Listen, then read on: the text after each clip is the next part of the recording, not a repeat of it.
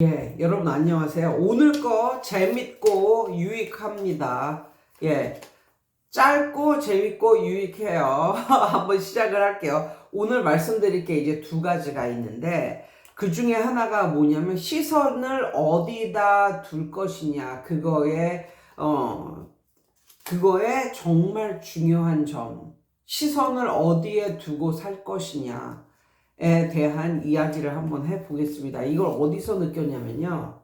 제가 20년도 훨씬 전에 수영을 한 중급반 정도, 그러니까 중급반 정도면 스피드도 있고 모든 형을 다 할 수 있는 거예요. 그러니까는 그 정도 되는 시점에서 이제 수영을 그만뒀거든요. 그때 약간 허리가 약간 안 좋아져가지고, 그래가지고 좀 수영이 나한테 안 맞나? 그러면서 이제 그만뒀는데, 그 이후로 이제 20년도 훨씬 지난 요즘에 이제 수영을 시작했잖아요. 한 넉 달 전에 수영을 시작했는데, 그래서 그런지 옛날에는 잘 했어도 이게 이제 몸이 이제 말을 잘 안 듣는 거야. 그래가지고 옛날에 배웠던 것도 좀 까먹고, 근데 옛날에 배웠던 것을 까먹었다고 해도 몸이 이제 기억하는 거는 몸은 두뇌보다 더 기억을 잘 한대잖아요. 오래 하고. 아무튼 그래서 이제 자유형을 하는데 이게 평형을 하면 그렇게 숨이 찬 걸 모르겠어. 숨이 차는 걸 모르겠는데 평형하고 배형은 계속 할 수 있어. 근데 자유형은 숨이 차더라고요. 25m까지 가서 돌아오지를 못하는 거야. 숨이 차가지고. 그래가지고 계속 그거에 대해서 연구를 하고 막 이랬었는데 어느 날 그냥 계속 기도를 했거든요. 그날 나 자유형 잘하게 해달라고 기도를 했어. 근데 자유형을 하는데 이게 딱 생각이 나는 거야. 그게 뭐냐면 자유형을 할 때 머리를 위를 쳐다보려고 하면 안 됩니다. 이 머리를 좀 더 낮게 하고 바닥을 쳐다봐야 돼. 수영장 바닥을 쳐다봐. 물론 숨을 쉴 때는 그게 안 되지만 숨을 안 쉬고 있을 때는 시선을 바닥을 봐야 돼. 시선을 바닥을 보고 하니까 숨이 안 차는 거예요. 예. 그래서 나는 나이가 먹어서 그렇다 여러 가지 이게 구실을 됐는데 정말 시선을 바닥에다가 이렇게 딱 두고 수영을 하니까 팔도 잘 올라갈 뿐만 아니라 와 정말 이 호흡이 잘 되는 거야. 호흡이 잘 되는 거야. 호흡이 트인다고나 할까 이제 그게 며칠 정도 하니까 그게 이제 되는 거야. 그래서 그때 내가 뭘 느꼈냐면 이런 걸 느꼈어요. 시선을 바닥 내 밑에를 두고 사는 게 이게 삶이랑 수영이랑 삶이 어느 정도 좀 비슷한 게 있다. 세상을 살아감에 있어서 내 시선을 밑을 보고 바닥을 보고 살아가는 것이 훨씬 좋구나. 예. 내 밑을 보고 바닥을 보고 살아가면 항상 감사가 절로 나오죠. 예. 항상 감사가 절로 나오고 마음이 편해지고 이런데 항상 위를 보고 살면 수영을 할 때 밑을 보지 않고 위를 보고 하면요. 아무리 애를 써도 숨은 차고 수영이 안 됩니다. 마찬가지인 것 같아. 인생도 자꾸만 밑을 보지 않고 위를 보고 살면 이게 아무리 애를 써도 이게 안 되는 그런 게 있는 것 같아요. 그리고 만족도 없고 내 신세 한탄이나 하고 예. 그래서 수영이나 인생이나 밑을 보며 감사를 하며 사는 인생이 되어야겠구나. 뭐 이런 걸 느꼈습니다. 이거 첫 번째. 그리고 두 번째가 뭐냐면요. 두 번째는 자유 수영을 하면서 어느 날 이렇게 보니까 뉴 페이스가 또 이렇게 들어왔는데 한 20대 혹은 30대 초반 정도 되어 보이는 젊은 이제 여자 뭐라고 말해야 돼? 여자 회원이라고 말해야 되나? 아무튼 여자분이 이제 들어왔어요. 그래서 약간 좀 쾌활하고 명랑하고 막 이래서 사람들한테 말도 잘 시키고 약간 이런 성격이더라고요. 그래가지고 말을 뭐 몇 마디 주고 받았는데 본인이 원래는 강습반이었다고 그러더라고요.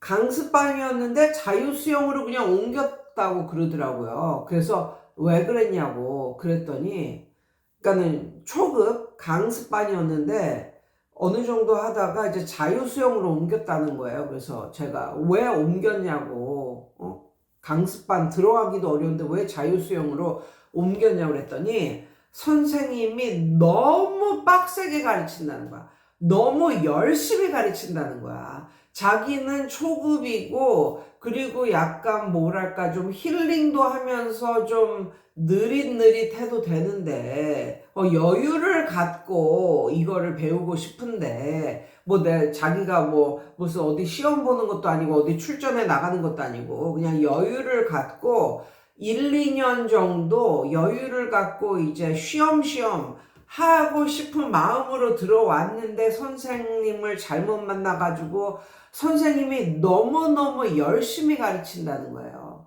선생님이 너무 열심히 가르친다는 거야. 그래서 끊고 자유수영으로 왔다는 거야. 그래서 거기서 또 느꼈어. 뭘 느꼈냐면 이게 초급이잖아요. 물론 상급, 최상급 거기에서는 선생님들이 진짜 빡세게 가르치고 이게 돼.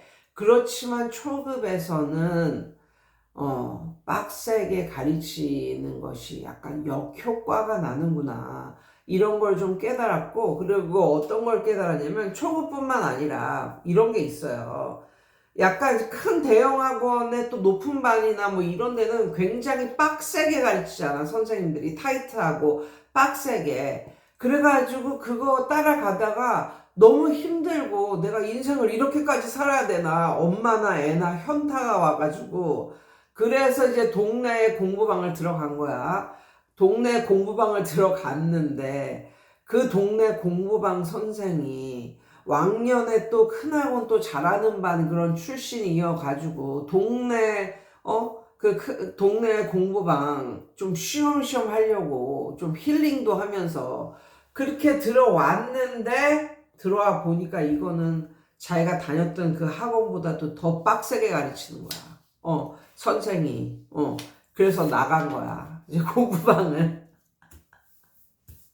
여기서 알 수 있는 것이 뭐냐면 첫 번째, 초급 정도면 너무 빡세게 안 가르쳐도 된다. 예, 그리고 어떻게 보면 엄마들은 말을 해요. 애를 빡세게 가르쳐 달라고. 그렇지만 진짜 애가 너무 빡세서 힘들어하는 것을 보고 우리 선생 잘한다 이렇게 박수치는 동네 엄마들은, 동네 공부방 하는 그 애들의 엄마는 한 명도 없어. 한 명도 없어. 여기서 중요한 건 애의 상태를 빠르게 간파하는 것이 중요하다. 그래서 한 주, 두 주, 이 정도 이렇게 가르쳐 보면서 애의 상태를 빠르게 간파를 하고 거기에 적당하게 맞게 가르쳐 주는 것이 좋은 것 같고, 그리고 여기서 선생님들이 약간 휘둘려서는 안 되는 게 약간 본인의 스타일을 딱 정립을 해서 아이들을 가르치는 게 중요한 것 같아요. 그러니까는 뭐 이렇게 보면 애들 가르치다가 어떻게 제가 지금 좀 전에 말했던 대로 너무 큰 학원 잘하는 반에 다니다가 얘가 거기서 너무 이제 현타가 오고 이래가지고 이제 동네 학원 왔는데 이제 선생님은 그 내막을 잘 모르니까 얘가 큰 학원 왔는데 내가 큰 학원에서 가르치는 선생님보다 더 잘 가르치는 모습을 보여줘야지, 더 빡세게 가르쳐야지 하고 막 걔한테는 막 빡세게 막 가르친단 말이야. 그러면 그거는 눈치가 없는 선생이지. 예. 그래서 만약에 동네에서 본인의 스타일이 있는데 선생님 자체가 좀 이렇게 좀 여유를 갖고 만약에 이렇게 가르치는 선생님이라면 그렇게 계속 가르쳐라. 그러면 거기에 맞는 애들이 들어올 것이다. 그리고 선생님이 정말 빡세게 가르치는 이런 선생님이야. 그러면 선생님의 스타일에 맞게 또 못 견뎌서 나가는 애들도 있겠지만 또 그것 때문에 또 들어오는 학생들이 있으니까 본인의 스타일을 한결같이 유지하는 것이 중요하다. 그런 말씀을 드리고 싶어요. 그러니까는 아까처럼 말했던 대로 본인은 원래 이렇게 빡세게 가르치는 스타일이 아닌데 간혹 가다가 이제 그런 애들이 들어오면 또 걔네가 그 스타일에 맞게 공부하다가 이렇게 오면은 또 적응 못할까봐 일부러 막 빡셈을 막 하는데 그럴 필요는 없다. 그리고 약간 학원을 옮기고 뭐 이런 애들 있잖아요. 그런 애들은 아무리 해도 결국은 거기에 또 정착을 하거나 그러진 않고 또 나갈 때 되면 또 나가는 이런 스타일이 있더라고요. 그러니까는 그 애들은 그냥 이래도 약간 컴플레인이 있고 저래도 있고 이제 약간 이런 스타일? 그러니까는 본인도 본인의 스타일을 잘 모르는 것 같은 그런 애들도 있고, 예, 그렇기 때문에 그냥, 이렇게 본인의 스타일을 꾸준히 그대로 정립시켜 가는 것이, 더 중요하지 않을까, 뭐, 요런 말씀을 드려봅니다. 아무튼, 요즘에 좀 이제 추워지고 있고 또 연말이 되어 가고 있는데 여러분들은 뭐 요즘에 어떤 느낌을 갖고 사시는지 모르겠네요. 아무튼 이게 본인의 스타일을 한결같이 유지하는 게 좀 중요하다. 요런 말씀을 드리고 싶고, 그런데 이걸 갖다가 크게 차려버리면 이게 본인의 스타일을 유지하는 게 그게 약간 어려워요. 본인의 천성이라든가 성격이라든가 스타일이라든가 이런 걸 유지하는 게 살짝 어려워요. 왜냐면 이게 돈을 벌어야 되기 때문에 들어간 돈도 많고 이런데 돈을 벌어야 되기 때문에 내 스타일은 이런데 이 동네 스타일은 이래. 그럼 동네 스타일에 맞춰야지. 왜? 애들을 많이 이제 그래야 애들을 많이 받을 수가 있으니까. 근데 그렇다 보면 이게 내 스타일이 아닌데, 내 성격과 내 스타일이 아닌데 이것을 거슬러서 이렇게 가르치잖아요. 그러면 또 쉽게 지친다. 또 쉽게 지치는 그런 게 있더라고요. 그러니까 본인이 가진 이런 스타일, 이런 것을 좀 계속 유지하고 나아가려면 정말 맨 처음부터 그렇게 막 돈이 많이 드는, 미천이 많이 드는 이것보다는 그렇게 많이 드는 학원보다는 또 결론은 버킹검이라고, 예, 또 교습소나 공부방으로 시작하는 게 중요한 것 같은 생각이 들고요. 그러니까 이게 꾸러박은 돈이 이제 많지 않고 이제 이게 부담이 없으니까 자기 스타일대로 이제 갈 수가 있고, 그러다 보면 이제 한 해, 두 해 이제 흘러가다 보면 결국은 자기 스타일에 맞는 애들이 이제 모이게 되어 있으니까 이제 그런 말씀을 드리고 싶고, 보다 보면요 엄청 빡세게 가르치는 이런 빡세고 아주 뭐 철두철미하게 이렇게 가르치는 선생님들을 이렇게 봤을 때 보통 본인이 가르칠 수 있는 스펙트럼이 좁을수록 빡세게 가르치는 게 있어. 그게 왜냐하면 그것밖에 모르기 때문에, 그 이외의 세상은 모르기 때문에 이것만큼은 애들한테 내가 알고 있는 것을 다 가르쳐 주리라 하면서 이걸 빡세게 가르치거든요. 근데 그게 역효과가 날 수가 있다는 거예요. 그러니까 본인이 가르칠 수 있는 이 스펙트럼이 넓을수록 선생은 아는 거야. 뭘 아냐면 여기서 얘가 잘 이거를 100% 이해를 못하더라도 또 이걸 몇 학년 때 이걸 또 배운다, 이걸 아는 거예요. 모든 이제 교과 과정을 다 아는 선생님들은 이때 가서 또 이걸 배우고 또 저때 가서 또 이걸 배우고 이걸 알기 때문에 맨 처음에 선생님이 가르쳤을 때 얘가 다 이해를 못한다 해도, 그러니까 선생님이 가르친 거에 한 6, 70% 정도 이해를 하면 계속 이제 올려 보낼 수가 있는 거죠. 계속 이제 나아갈 수가 있는 거죠.